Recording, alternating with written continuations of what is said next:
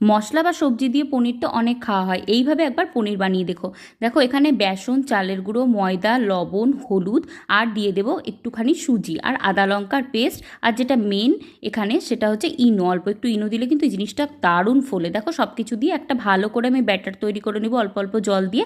এবার 10-15 মিনিট রেখে দেবো। আগের দিনের ভিডিওতে একটা দাদাভাই আমায় কমেন্ট করেছিল তার বাড়ির পাশে নাকি ড্র্যাগন ফ্রুট চাষ হয়। থ্যাংক ইউ দাদাভাই কমেন্টটা করার জন্য। এবার দেখো পনিরের পিসগুলোকে আমি এইভাবে স্লাইস করে কেটে নিয়েছি, তোমরা চাইলে এর থেকে একটু ছোটো করেও কাটতে পারো, আমি দুরকমই দেখিয়ে দিচ্ছি। এবার দেখো এই ব্যাটারের মধ্যে এগুলোকে না ডুবিয়ে ডুবিয়ে আমি ছাকা তেলে ডিপ ফ্রাই করে ভেজে তুলবো। অসম্ভব সুন্দর লাগে এটা খেতে।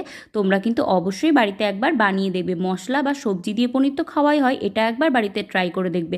ভাজা পনিরও বলতে পারো বা পনিরের কাটলেট বা চপ যা ইচ্ছা বলতে পারো, বাড়িতে কিন্তু অবশ্যই বানাবে, দারুণ লাগে এটা খেতে। আর যদি চাও তোমরা ছোটো ছোটো করেও বানাতে পারো, আবার এরকম বড় বড় পিস করেও বানাতে পারো। তো ভালো লাগলে চ্যানেলটিকে সাবস্ক্রাইব করে দেবে।